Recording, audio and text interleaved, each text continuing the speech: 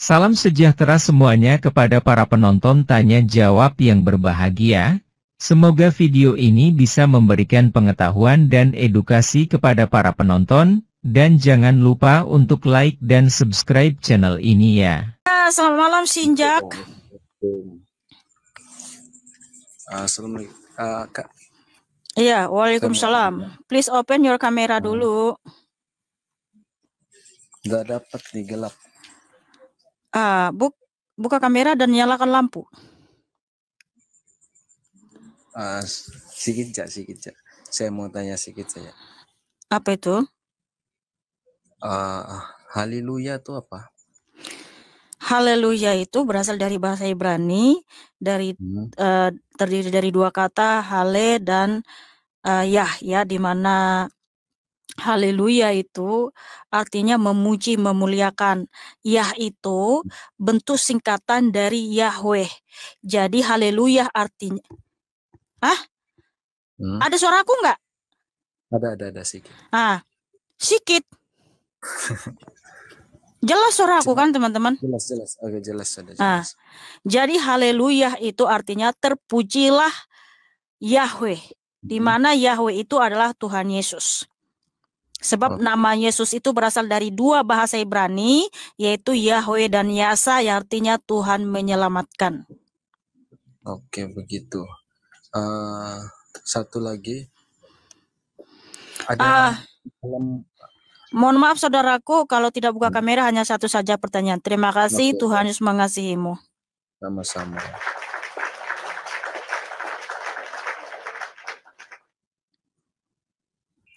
Ya, selamat malam Matra Hakiki. Selamat malam Kamika. Belum bisa buka kamera ya, pengikutnya masih sedikit ya. Oke, silakan. Iya. Saya mau nanya nih Kamika. Iya. Kan Kristen itu lahir di Yerusalem ya? Iya, ketika dia datang ke dunia berkenosis, dia memang lahir di kandang domba di Bethlehem. Berarti kan di Timur Tengah gitu kan ya? Gitu kan? Di Yerusalem, di Bethlehem, di Israel. Iya. Yang terdapat di Lukas 2. Bahasa Injilnya itu kok ada berbagai bahasa sih Kak Mika? Maksudnya nggak bahasa Ibrani atau Arab gitu? Ada bahasa Yunani kayak gitu?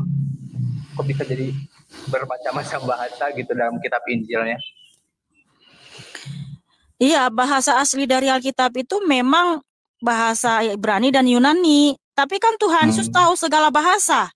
Bahkan Tuhan Yesus itu yang menciptakan bahasa. Yang dimana kalau kita baca di Kejadian 11 ayat 1 sampai 9. Ya. Aduh, berisik banget ya. Tuhan Yesus yang menciptakan bahasa di situ ya. Nah, sehingga Alkitab itu diterjemahkan ke seluruh bahasa di dunia ini. Supaya apa? Supaya semua bangsa mengenal dan percaya bahwa Yesus adalah Tuhan dan Allah gitu. Itu kan diterjemahkan. Bukan berarti ketika diterjemahkan makna dan intinya jadi berbeda, enggak.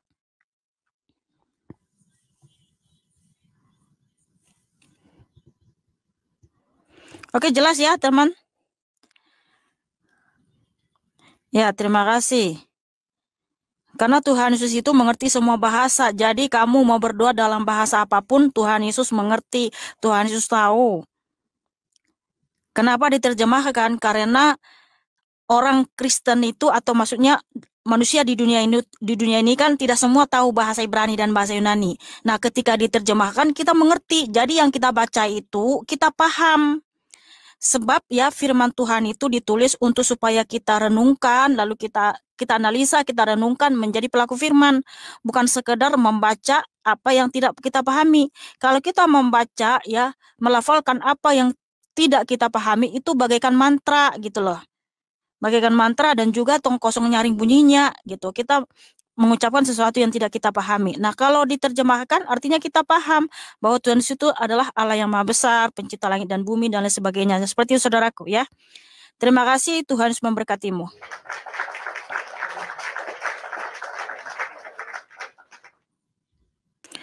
Ya, selamat malam Syaf Pastor, silakan buka kamera.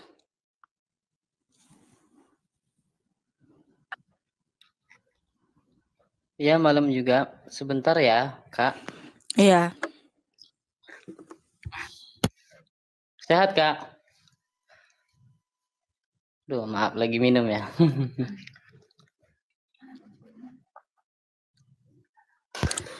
Kak, Alhamdulillah, ya. puji Tuhan sehat. Mukanya mana, Bang? Ini kelihatan gorden aja nih, Ya, kita lihat ini. sebentar lagi mau ini.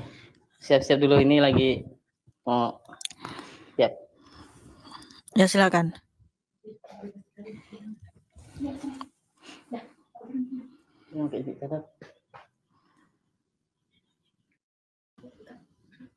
Udah.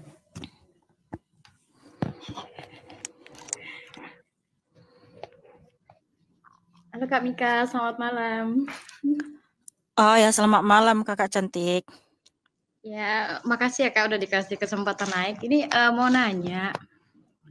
Iya, silakan. Beberapa waktu lalu udah sering sih nyimak kakaknya kan. Nah, waktu itu dengar kan di kitab kakak atau di kepercayaan kakak, Yesus yang kakak percaya itu bukan Nabi Isa kan? Betul sekali, Tuhan Yesus bukan Nabi Isa. Nah ya, terus di sejarah itu ada nggak dua orang berbeda yang lahir dari satu orang ibu aja? Maksudnya dari satu orang aja tanpa bapak gitu. Soalnya kan hampir di sejarah, terus di Islam bahkan hampir banyak orang juga yang tahu.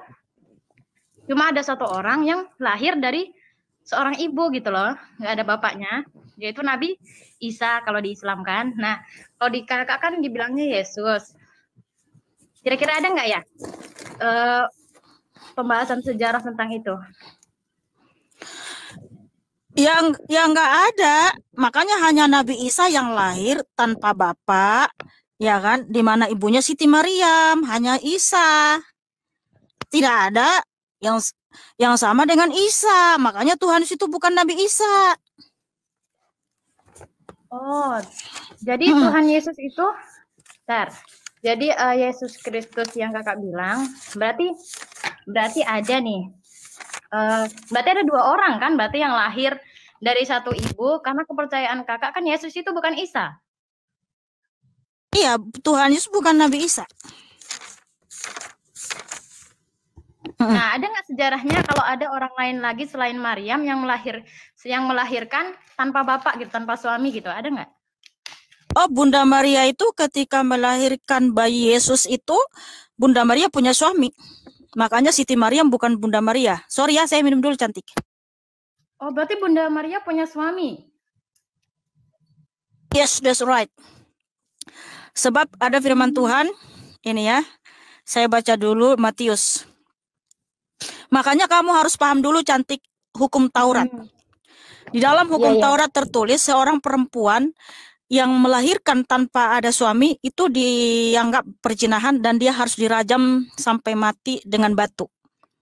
Nah, untuk menghindari Bunda Maria dari hukum rajam, jadi Tuhan Yesus ketika datang ke dunia melalui Bunda Maria, Tuhan Yesus bertanggung jawab.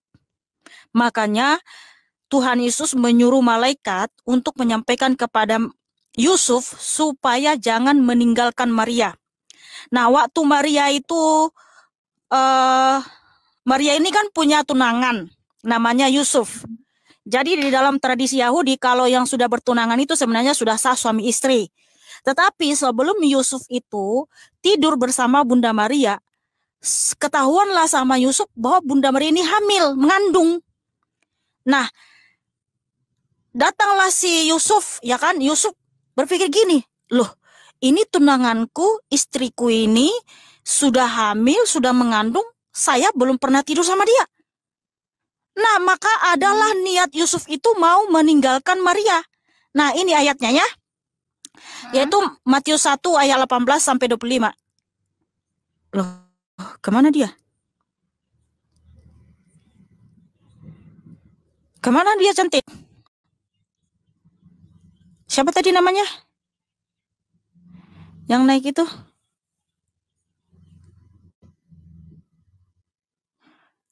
Siapa ya? Siapa ya? Bukan ya?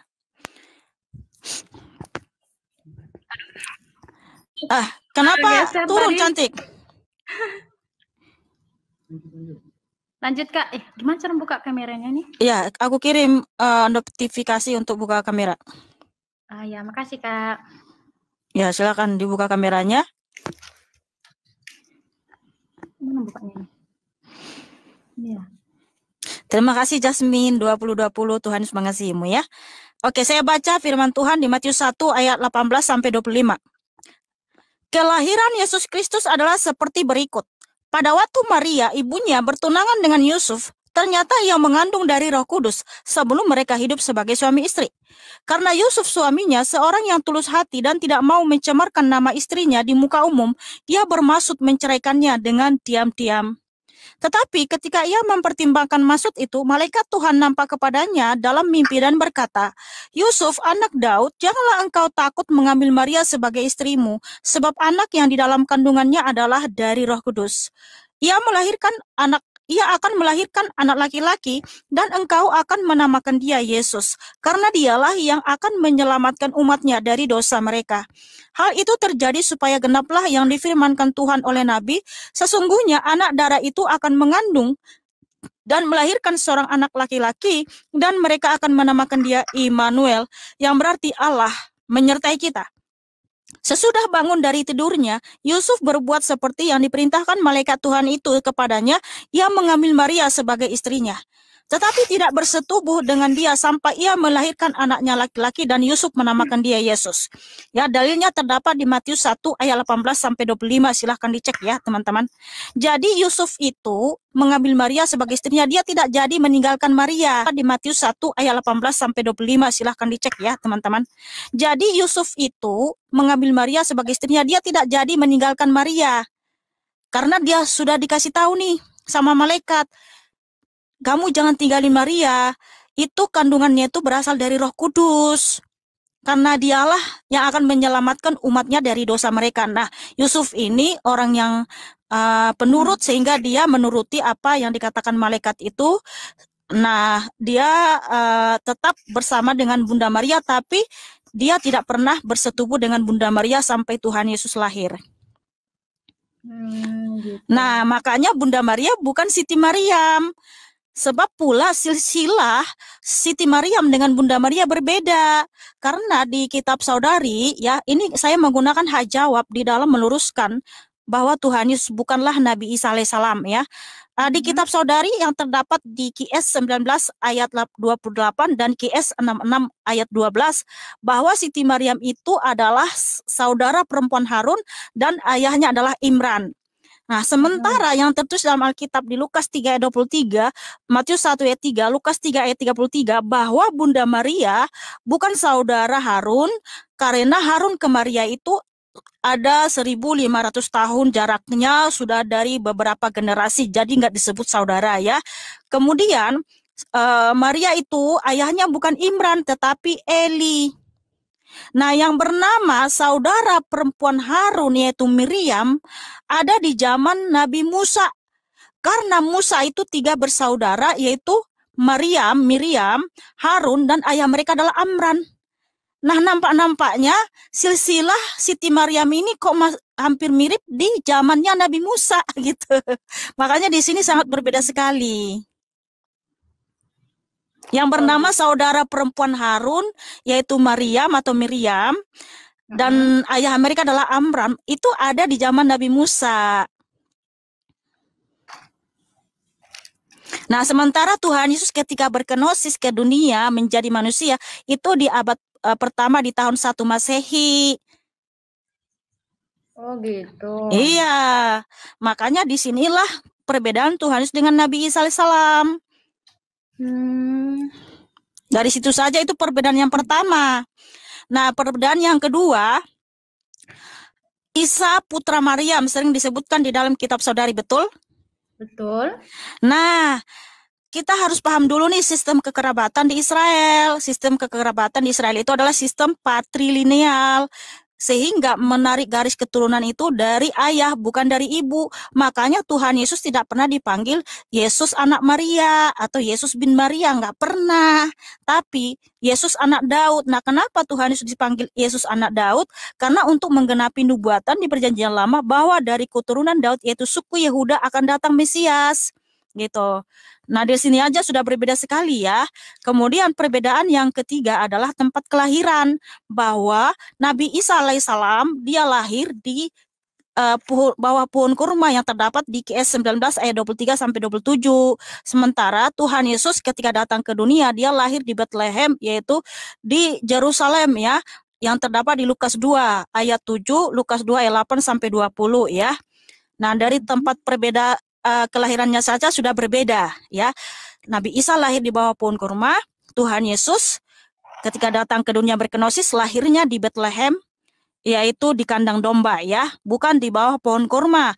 Itulah sebabnya Tuhan Yesus itu disebut anak domba Allah, karena di Perjanjian Lama darah domba itu yang menghapuskan dosa manusia.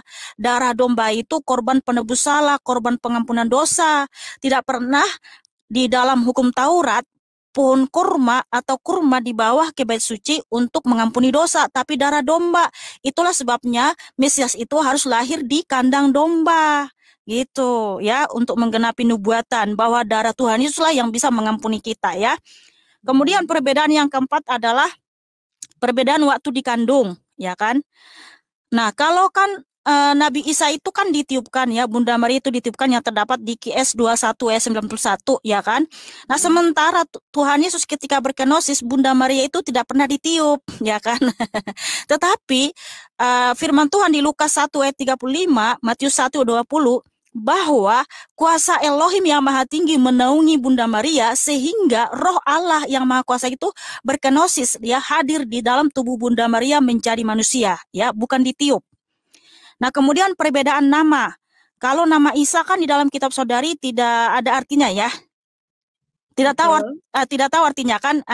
Sementara nama Yesus Kristus itu berdasarkan firman Tuhan di Mazmur 98 ayat 2 dan juga di Matius 1 ayat 21 bahwa nama Yesus berasal dari bahasa Ibrani yaitu Yeshua, terdiri dari dua kata Ibrani, Yahweh dan Yasa, yang artinya Yahweh yang menyelamatkan. Jadi nama Yeshua itu artinya ya bentuk singkatan dari Yahweh yang menyelamatkan ya, Yehosua ya, Yahweh yang menyelamatkan, Tuhan yang menyelamatkan. Karena memang Tuhan itu adalah Tuhan yang menyelamatkan. Sementara Nabi Isa itu disematkan gelarnya Alaihissalam, betul ya? Iya, betul. Alaihissalam itu artinya apa, Mbak? Alaihissalam itu yang Allah selamatkan. Jadi memang yang makanya kan di sejarah agama Islam, Alaihissalam itu artinya diselamatkan. Jadi tidak disalib gitu. Makanya beliau Jadi Alaihissalam itu artinya semoga keselamatan dilimpahkan kepadanya ya. Nah, sedangkan Tuhan Yesus tidak pernah meminta keselamatan atau minta tolong atau minta untuk diselamatkan, nggak pernah. Jadi Tuhan Yesus itu pemberi keselamatan kekal, bukan peminta keselamatan. Karena apa? Tuhan Yesus Kristus telah menyelamatkan umat manusia yang telah mati di zaman Perjanjian Lama ketika Tuhan Yesus menyatakan di atas kayu salib, tetelestai, sudah selesai. Artinya hutang dosa kita sudah dibayar lunas dengan darahnya yang kudus. Di mana ketika dia turun ke alam maut, Tuhan Yesus membebaskan manusia-manusia yang telah mati di zaman Perjanjian Lama. Nah, ketika Tuhan Yesus bangkit, mereka pun ikut bangkit. Sehingga ada tertulis dalilnya di Matius 27 ayat 50 sampai 53 ya. Kuburan-kuburan terbuka dan banyak orang yang sudah meninggal itu bangkit. Karena Tuhan Yesus telah membangkitkan mereka, telah menyelamatkan mereka dan mengampuni. Nah, makanya Tuhan Yesus itu pemberi hidup kekal, pemberi keselamatan kekal. Yohanes 10 ayat 28 Tuhan berfirman, Aku memberikan hidup kekal kepada mereka dan mereka pasti tidak binasa sampai selama-lamanya dan tidak seorang pun merebut mereka dari tanganku ya. Sehingga kita itu telah diselamatkan Tuhan Yesus. Makanya firman Tuhan tertulis di Efesus 2 ayat 8 ya. Tadi dulu saya baca Efesus 2 ayat 8. Sebab karena kasih karunia kamu diselamatkan oleh iman, itu bukan hasil usahamu, tetapi pemberian Allah. Itu bukan hasil pekerjaanmu, jangan ada orang yang membegahkan diri. Karena kita ini buatan Allah, diciptakan dalam Kristus Yesus untuk melakukan pekerjaan baik yang dipersiapkan Allah sebelumnya. Ia mau supaya kita hidup di dalamnya. Jadi kita ini sudah diselamatkan Tuhan Yesus. Tuhan Yesus Kristus itu pemberi hidup kekal. Sehingga firman Tuhan tertulis di Yohanes 17 ayat 2-3 bahwa di situ Tuhan Yesus memberikan hidup kekal. Nah, supaya kita memiliki hidup kekal, harus mengenal nama Tuhan Allah yang benar, yaitu Yesus Kristus, ya. Kemudian yang keenam, perbedaan Injil, Mbak. Nabi Isa itu kan diberi kitab Injil, ya. Iya, betul. Nah, sementara Tuhan Yesus tidak pernah diberi kitab Injil. Sebab Injil itu adalah Tuhan Yesus Kristus itu sendiri. Kenapa Injil itu yang berasal dari bahasa Yunani itu Evangelion, yang artinya kabar baik? Kenapa disebut kabar baik? Sebab di Markus 1 ayat 1-2 di situ firman Tuhan tertulis bahwa Allah itu telah datang menjadi manusia yang disebut anak Allah. Nah, itulah kabar baiknya, karena kalau Allah datang ke dunia, pasti kita selamat. Nah, Tuhan itu telah memberikan kita keselamatan kekal, di mana Dia telah mengampuni kita di atas kayu salib, Dia mati dan bangkit pada yang ketiga, supaya yang percaya kepadanya tidak binasa, melainkan beroleh hidup yang kekal. Makanya itulah yang disebut Injil. Tuhan Yesus adalah Injil itu sendiri, ya. Nah, kemudian perbedaan mukjizat. Tuhan Yesus Kristus melakukan mujizat itu berasal dari dirinya sendiri, di mana kuasa itu berasal dari dirinya sendiri, bukan izin dari manapun. Makanya Tuhan menyatakan di Lukas 8 ya, bahwa ada kuasa keluar dari dirinya sendiri. Jadi ketika Tuhan membangkitkan orang mati, menciptakan mata yang baru bagi yang buta, menciptakan roti bagi 5.000 laki-laki, ya, menciptakan roti dan ikan, itu kuasa itu berasal dari dirinya sendiri, Mbak, bukan izin dari manapun. Sebab ada dalilnya tadi di Lukas 8 ayat 46, Tuhan berfirman, ada kuasa keluar dari diriku. Nah, sedangkan Nabi Isa yang kalian imani itu kan dia melakukan mujizat karena izin dari Allah Subhanahu wa taala, ya. Sedangkan Tuhan Yesus melakukan mujizat, ya, membangkitkan orang mati, menyembuhkan orang sakit, itu kuasa itu berasal dari dirinya sendiri. Bahkan Dia membangkitkan Lazarus yang sudah mati membusuk 4 hari. Di Yohanes 11 Tuhan Yesus hanya berfirman, Lazarus bangkit, langsung bangkit, ya. Di Lukas 8 Tuhan Yesus berfirman kepada anak Yairus, anak muda bangun, langsung bangun. Karena apa? Yahweh Elohim adalah Tuhan Yesus itu berfirman di Ulangan 32:39, akulah yang mematikan dan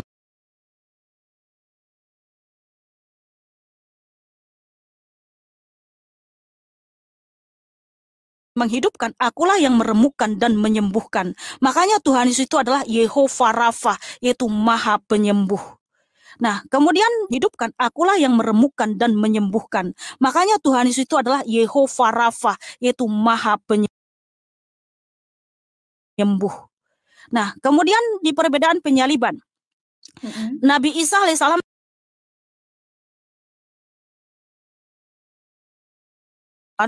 yang bernama Binisi Yahudi dan masih banyak sejarawan yang lain, mereka menuliskan bahwa di tahun 33 Masehi di bawah pemerintahan Pontius Pilatus yang bernama Yesus memang disalib dan Dia mati. Itu mereka para sejarawan tidak percaya bahwa Tuhan itu Tuhan, tapi mereka menulis data itu, fakta itu, karena memang benar-benar terjadi. Karena apa? Peristiwa itu sangat menggemparkan.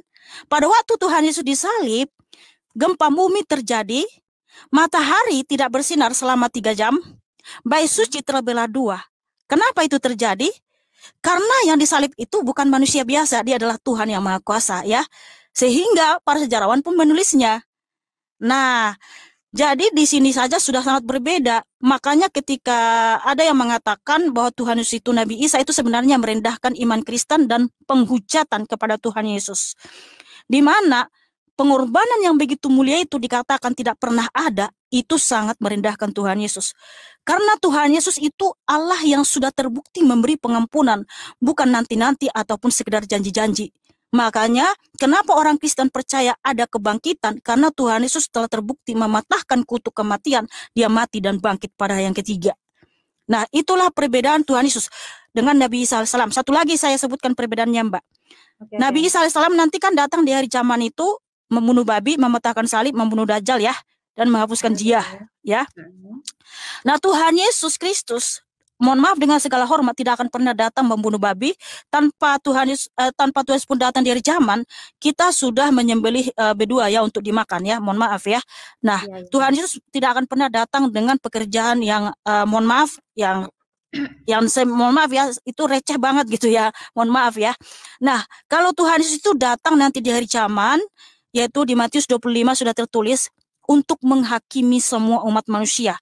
Dia akan datang dengan segala kemuliaannya bersama dengan malaikat-malaikatnya yang tertulis juga di Wahyu 19 ayat 16. Kemudian akan datang dengan segala kemuliaannya dengan bersama malaikat-malaikatnya. Dia akan mengumpulkan semua bangsa di hadapannya. Juga yang tertulis di Wahyu 20 ya. Dia akan membangkitkan semua orang di dalam kuburan ya. Yohanes 5 ayat 28 sampai 29 dan Daniel 12 ayat 1 sampai 3 ya. Kemudian dia akan menjemput umatnya dan memasukkan kita ke dalam kerajaan surganya itu di Wahyu 21 ayat 1 sampai 7. Nah, tetapi orang-orang yang tidak percaya, orang-orang yang melakukan kekejian, orang-orang yang melakukan kejahatan, orang-orang yang penakut, dia akan dilemparkan ke dalam neraka, itulah kematian yang kedua. Jadi Tuhan Yesus Kristus itu datang nanti dari zaman sebagai hakim adil, di mana dia adalah Tuhan yang Maha Kuasa, yang di mana dia juga menjemput umatnya. Nah, itulah perbedaan Tuhan Yesus dengan Nabi Isa alaihissalam. Makanya tidak ada sedikit pun persamaan Tuhan Yesus dengan Nabi Isa alaihissalam, justru sangat bertentangan. Oke. Udah selesai ya, Kak ya? Iya, silakan. Oke, lanjut lagi pertanyaan kedua. Di sini saya nggak mau menyalahi kepercayaan Kakak ya. Jadi saya cuma nanya-nanya aja.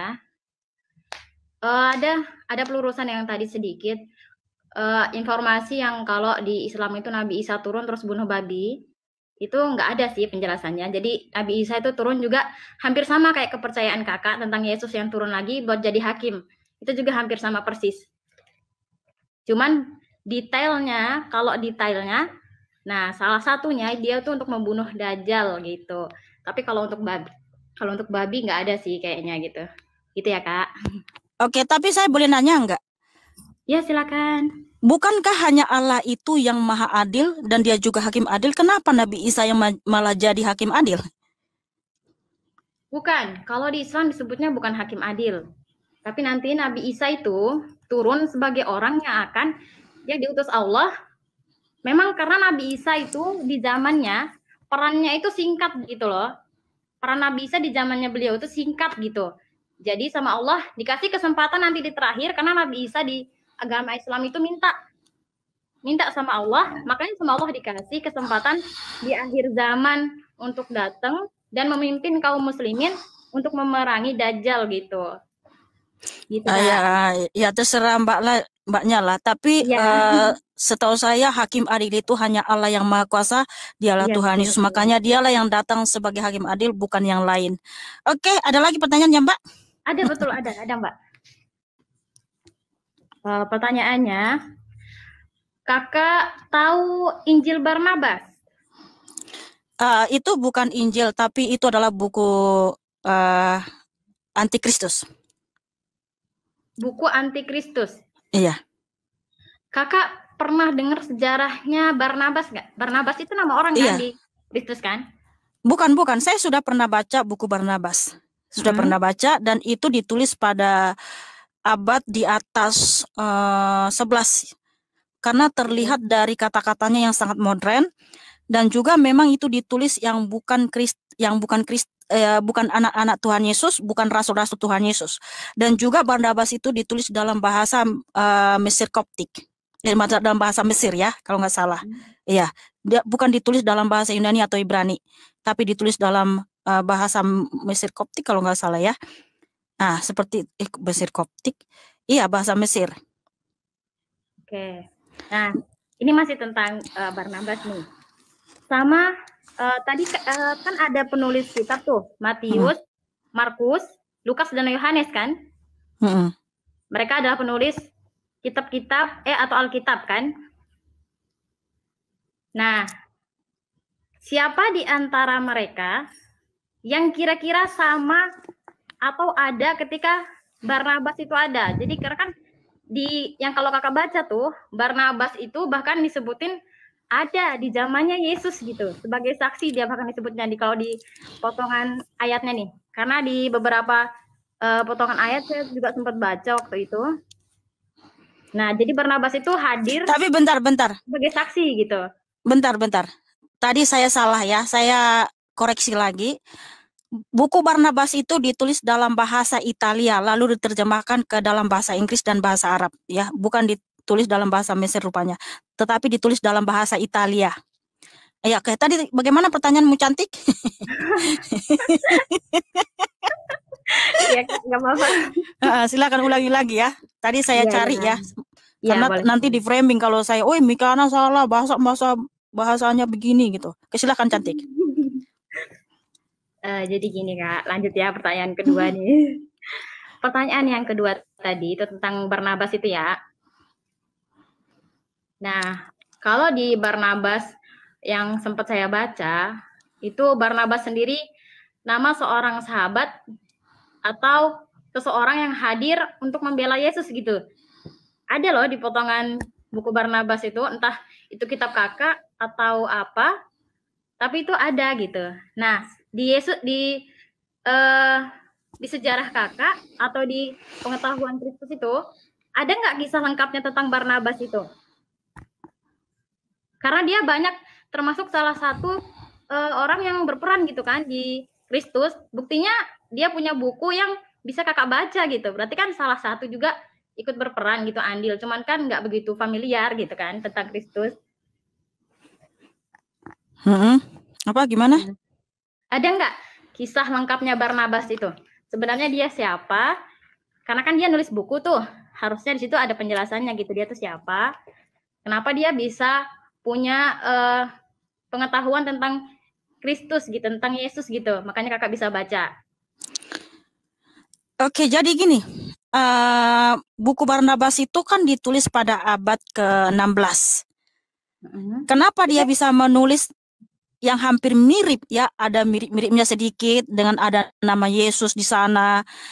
Namanya juga udah abad ke-16. Alkitab sudah ada mulai tahun 1500 sebelum Masehi sampai 90 Masehi. Alkitab sudah ada. Nah, yang namanya antikristus ya pasti diambil sedikit-sedikit, copy paste, lalu diplesetkan, lalu diputar balik. Gitu, karena memang Tuhan Yesus juga sudah menubuatkan ya melalui Rasul Paulus di Galatia 1 ayat 7 sampai 10. Nih. Makanya itulah kerjaan para antikristus itu. Dia akan meniru-niru nih apa yang tertulis dalam Alkitab, lalu ya diplesetkan ya, diputar balik ya. Sehingga memang sudah dinubuatkan jauh sebelum buku Barnabas muncul di abad ke-16, Alkitab sudah menuliskan nih. Oke, saya baca ya, Galatia 1 ayat 6 sampai 10. Aku heran bahwa kamu begitu lekas berbalik daripada Dia yang oleh kasih karunia Kristus telah memanggil kamu dan mengikuti suatu Injil lain. Yang sebenarnya bukan Injil, hanya ada orang yang mengacaukan kamu dan yang bermaksud untuk memutarbalikkan Injil. Memang yang menulis buku Barnabas itu dulu seorang Kristen, tapi dia murtad ya. Dan sudah jelas di sini sudah dinubuatkan itu. Ya, aku heran bahwa kamu begitu lekas berbalik daripada Dia yang oleh kasih karunia Kristus telah memanggil kamu dan mengikuti suatu Injil lain yang sebenarnya bukan Injil. Hanya ada orang yang mengacaukan kamu dan yang bermaksud untuk memutarbalikkan Injil Kristus ya. Tetapi dia selanjutnya orang yang melakukan seperti itu dia akan terkutuk. Bahkan sekalipun malaikat yang memberitakan kepada kita Injil yang lain, yaitu Tuhan Yesus tidak disalib, Tuhan Yesus bukanlah Allah, itu Injil lain, dia akan terkutuk. Nah, jadi kami tidak pernah percaya kepada buku Barnabas yang muncul di abad ke-16 karena penulisnya juga bukan rasul-rasul Tuhan Yesus. Itu buku dongeng, Mbak, buku antikristus yang sengaja ditulis untuk memutarbalikkan Injil, untuk menyesatkan manusia supaya jangan percaya kepada Tuhan Yesus. Karena iblis itu tidak suka, Mbak, kalau manusia itu selamat. Iblis itu kan ingin kita binasa bersama-sama dengan dia di neraka, karena memang iblis itu tidak akan mendapat pengampunan. Jadi dia akan menghasut banyak manusia supaya banyak temannya di neraka, Mbak. Iya betul, serius. Oke, udah Kak, oke. Udah paham ya yang kedua. Yang ketiga, boleh nanya lagi kan? Ya silakan, Mbak. Yang ketiga nih, tadi sempat dengar kakak bilang ada malaikat kan? Malaikat yang dikirim ke Bunda Maria. Ya. Iya. Malaikat yang dikirim ke Bunda Maria. Dalam agama kakak atau dalam agama Kristus itu, Yesus punya berapa malaikat dan sebenarnya peran malaikatnya apa? Karena kan di sini hampir semuanya Yesus itu turun sendiri gitu. Peran malaikatnya di situ apa aja jadinya? Oke, jadi malaikat itu tidak terhitung banyaknya ya, berlaksa-laksa. Oke, karena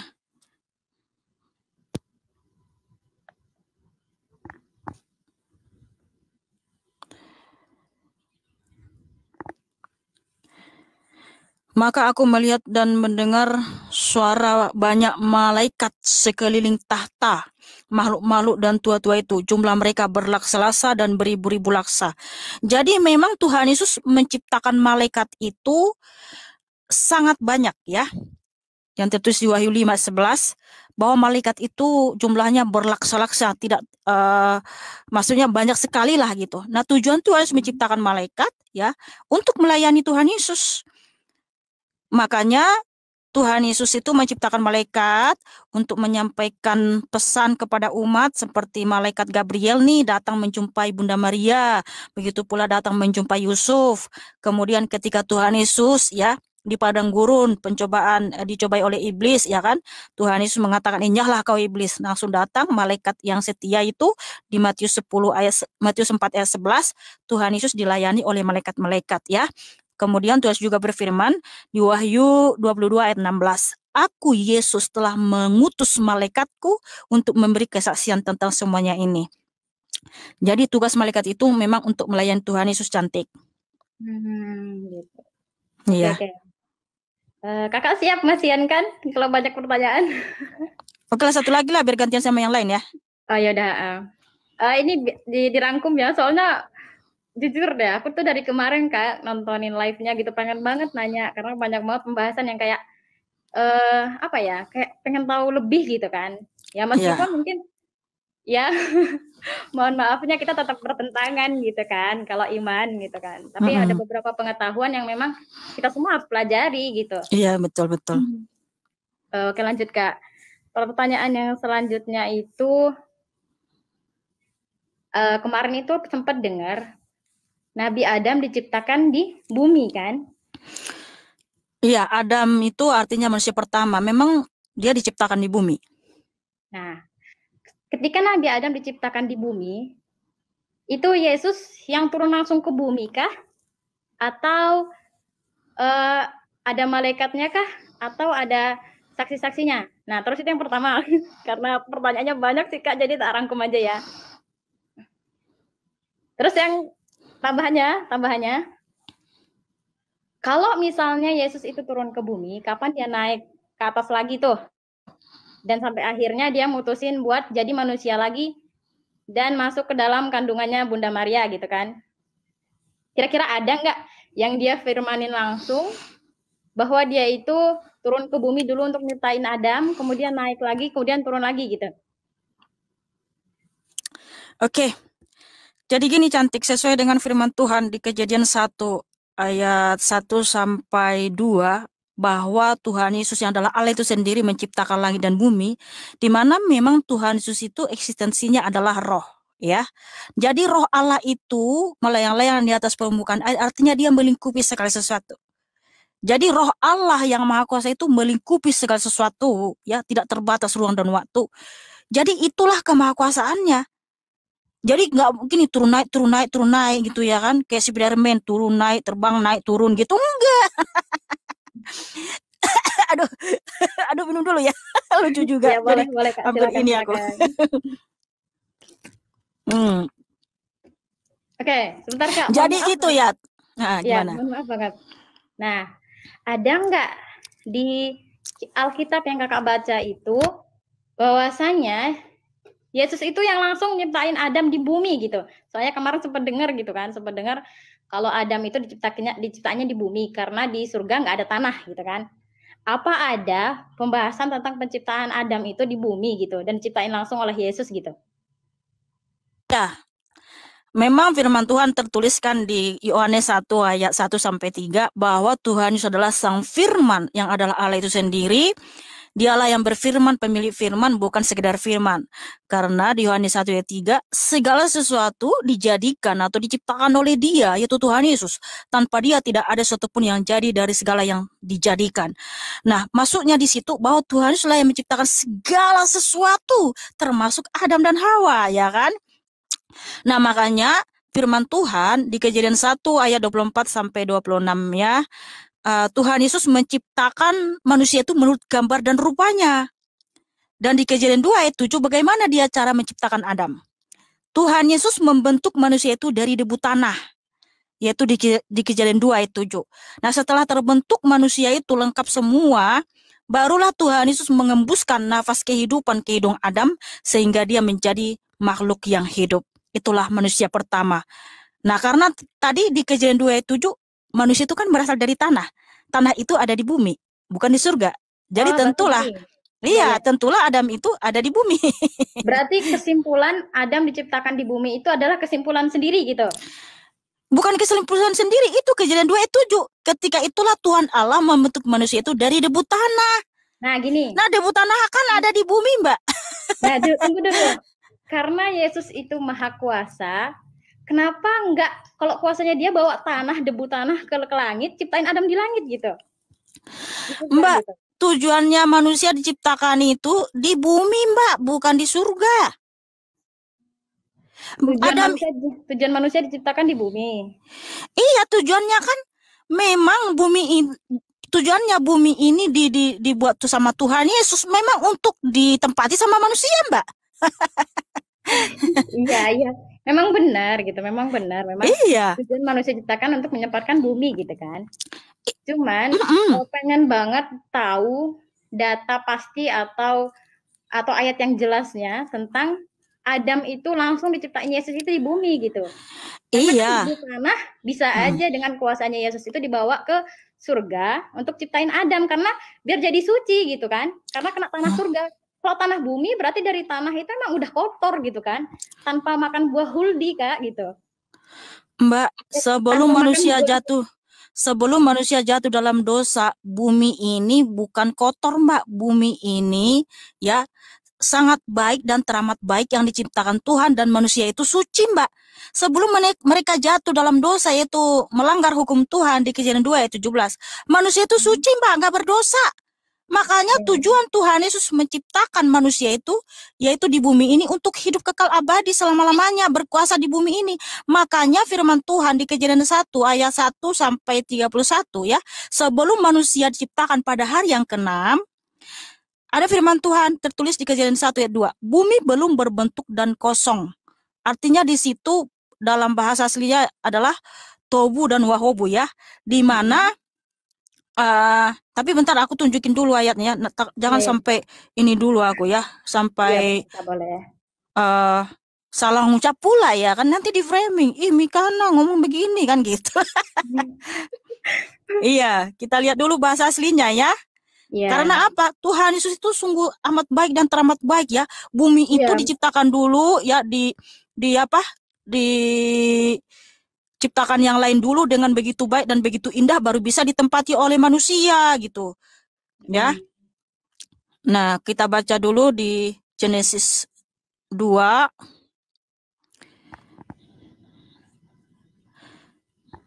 ya. Wa ahares hayatah tohu wabohu ya, betul ya, tohu wabohu. Artinya itu bumi ini masih kosong, belum berbentuk, yang dimana maksudnya itu tohu wabohu itu masih kosong semua gitu, belum ada tumbuh-tumbuhan, belum ada hewan, masih belum tertata daratan dengan laut, sehingga Tuhan Yesus tata semua itu tuh ya. Makanya di Kejadian 1 ayat 2 sampai 18 itu Tuhan Yesus ciptakan dulu apa? Matahari ya, terang ya, dia apa? Memisahkan cakrawala ya, menciptakan darat dan laut, lalu menciptakan ikan-ikan di laut, kemudian menciptakan tumbuh-tumbuhan, menciptakan hewan ternak. Nah, setelah semua bumi ini begitu indah dan begitu sejuk ciptaan Tuhan Yesus, barulah dia ciptakan manusia. Karena sudah siap untuk ditempati nih. Ya, supaya ada juga makanan manusia, yaitu buah-buahan gitu ya. Makanya manusia itu diciptakan paling terakhir, yaitu di hari ke-6. Nah, makanya manusia itu diciptakan di bumi, Mbak. Karena tujuannya memang manusia ini untuk hidup abadi untuk hidup sebagai raja di bumi ini, untuk berkuasa bagi ikan-ikan di laut, bagi hewan ternak ya. Karena kalau kita baca di Kejadian 1 ayat 26, berfirmanlah Allah, baiklah kita menjadikan manusia menurut gambar dan rupa kita, supaya mereka berkuasa atas ikan-ikan di laut dan burung-burung di udara, dan atas ternak, dan atas seluruh bumi, dan atas seluruh segala binatang melata yang merayap di bumi ya. Maka Allah menciptakan manusia itu menurut gambarnya, menurut gambar Allah diciptakannya dia laki-laki dan perempuan. Allah memberkati mereka, lalu Tuhan Yesus berfirman, beranak cuculah dan bertambah banyak, penuhilah bumi dan taklukkanlah itu. Berkuasalah atas ikan-ikan di laut dan burung-burung di udara dan atas segala binatang dan yang merayap di bumi. Nah, tujuannya memang manusia itu ciptakan di bumi karena untuk berkuasa di bumi, Mbak. Bukan di surga. Oke. Karena tadi berarti Adam itu diciptain di bumi. Iya. Oke. Karena bumi ini sudah diberikan sama Adam untuk dikuasai hewan-hewan, tumbuh-tumbuhan, burung gitu. Iya. Seperti itu Cantik, saya rasa udah cukup dulu ya. Makasih ya sudah bertanya ya. Boleh satu nggak Kak? Buat PR aja mungkin ya. Besok jawab aja tapi oh iya, apa itu? Nggak apa-apa. Buat pertanyaan aja Kak ini. Mungkin bisa dijawab nanti kalau beda orang atau gimana terserah ya. Pertanyaannya masih boleh kan? Iya, seperti apa? Silakan. Ya, pertanyaannya ada nggak data atau di firman Kakak itu, firman yang Kakak baca maksudnya, yang mengatakan bahwasanya orang-orang yang menulis Alkitab yang Kakak baca itu adalah Rasul yang diangkat langsung oleh Yesus. Gitu kan? Oh ya, oke. Haleluya, haleluya. Ya kan Kak, soalnya kan Kakak nyebutnya Rasul gitu kan. Nah, ada nggak firman langsung dari Yesus yang bilang, ini mereka rasul-rasulku yang aku suruh tulis kitab gitu. Dari aku langsung, ada nggak? Saya kasih 3 ayat saja ya.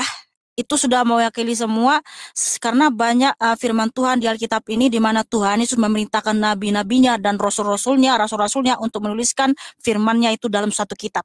Tapi saya kasih 3 ayat, yaitu di Keluaran 34 ayat 27, Tuhan Yesus berfirman kepada Nabi Musa, tuliskanlah segala firman ini, sebab berdasarkan firman ini telah kuadakan perjanjian dengan engkau dan dengan Israel. Di Yeremia 30 ayat 2, beginilah firman Tuhan Allah Israel, tuliskanlah segala perkataan yang telah kufirmankan kepadamu itu dalam suatu kitab. Ya.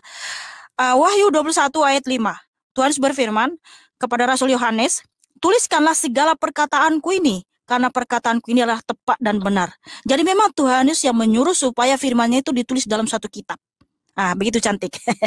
Terima kasih saudariku sudah bertanya. Tuhan mengasihimu dan memberkatimu.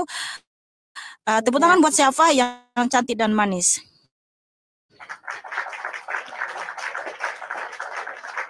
Saudara-saudara sekalian, telah kita saksikan bersama-sama pada video ini ada beberapa pertanyaan tentang apa arti dari haleluya. Kenapa Injil itu kok ada dalam berbagai bahasa, harusnya pakai bahasa aslinya? Mungkin di sini maksud dari si penanya biarpun diterjemahkan seharusnya bahasa aslinya tetap dicantumkan supaya tidak ada kesalahan dalam menerjemahkan. Terus ada pertanyaan, adakah di sejarah menceritakan tentang Yesus dan Nabi Isa? Untuk pertanyaan ini Mihana menjelaskan secara jelas. Tentang perbedaan antara Yesus dan Nabi Isa berdasarkan silsilah keluarga, zamannya, dan tempat lahirnya. Dan untuk pertanyaan satu ini, Mihana menjelaskan secara panjang lebar tentang apa saja perbedaan Yesus dengan Nabi Isa, dan ada satu pertanyaan yang menarik yaitu tentang apa peran malaikat apabila semua dilakukan oleh Tuhan sendiri. Dan pertanyaan terakhir, adakah perkataan dari Yesus di Alkitab yang mengatakan bahwa orang-orang yang menulis Alkitab adalah rasul yang dipilih sendiri oleh Yesus? Semua pertanyaan sudah dijawab semua oleh Mihana. Semoga penjelasan-penjelasan dari pertanyaan pada video ini dapat memberikan dan menambah pengetahuan kita semua. Silahkan para penonton memberikan tanggapan di kolom komentar. Terima kasih. Jawabannya lihat ayat di Alkitab. Kejadian 11, lihat perikopnya di ayat 1-9. Matius 1, lihat perikopnya di ayat 18-25. Lukas pukul 3.23 ketika Yesus memulai pekerjaannya, ia berumur kira-kira 30 tahun dan menurut anggapan orang, ia adalah anak Yusuf, anak Eli. Matius 1:3 Yehuda memperanakan Peres dan Serah dari Tamar. Peres memperanakan Hezron, Hezron memperanakan Ram. Lukas pukul 3.33 anak Aminadab, anak Admin, anak Arni, anak Hezron, anak Peres, anak Yehuda. Lukas 2, lihat perikopnya di ayat 7-20. Lukas pukul 1.35 jawab malaikat itu kepadanya, Roh Kudus akan turun atasmu dan kuasa Allah yang Maha Tinggi akan menaungi engkau, sebab itu anak yang akan kau lahirkan itu akan disebut kudus, anak Allah. Matius pukul 1.20 tetapi ketika ia mempertimbangkan maksud itu, malaikat Tuhan nampak kepadanya dalam mimpi dan berkata, Yusuf, anak Daud, janganlah engkau takut mengambil Maria sebagai istrimu, sebab anak yang di dalam kandungannya adalah dari Roh Kudus. Mazmur 98:2 Tuhan telah memperkenalkan keselamatan yang daripadanya, telah menyatakan keadilannya di depan mata bangsa-bangsa. Matius pukul 1.21 ia akan melahirkan anak laki-laki dan engkau akan menamakan dia Yesus, karena dialah yang akan menyelamatkan umatnya dari dosa mereka. Efesus 2:8 Sebab karena kasih karunia kamu diselamatkan oleh iman, itu bukan hasil usahamu, tetapi pemberian Allah. Lukas pukul 8.46 Tetapi Yesus berkata, ada seorang yang menjamah aku, sebab aku merasa ada kuasa keluar dari diriku. Yohanes 5, lihat perikopnya di ayat 28-29. Daniel 12, lihat perikopnya di ayat 1-3. Wahyu 21, lihat perikopnya di ayat 1-7. Galatia 1, lihat perikopnya di ayat 7-10. Wahyu pukul 5.11 Maka aku melihat dan mendengar suara banyak malaikat sekeliling tahta, makhluk-makhluk dan tua-tua itu, jumlah mereka berlaksa-laksa dan beribu-ribu laksa. Matius pukul 4.11 Lalu iblis meninggalkan dia, dan lihatlah, malaikat-malaikat datang melayani Yesus. Wahyu pukul 22.16 Aku, Yesus, telah mengutus malaikatku untuk memberi kesaksian tentang semuanya ini kepadamu bagi jemaat-jemaat. Aku adalah Tunas, yaitu keturunan Daud, bintang timur yang gilang gemilang. Keluaran 34:27 Berfirmanlah Tuhan kepada Musa, tuliskanlah segala firman ini, sebab berdasarkan firman ini telah kuadakan perjanjian dengan engkau dan dengan Israel. Yeremia 32, beginilah firman Tuhan, Allah Israel, tuliskanlah segala perkataan yang telah kufirmankan kepadamu itu dalam suatu kitab. Wahyu 21:5 Ia yang duduk di atas tahta itu berkata, lihatlah, aku menjadikan segala sesuatu baru. Dan firman-Nya, tuliskanlah, karena segala perkataan ini adalah tepat dan benar.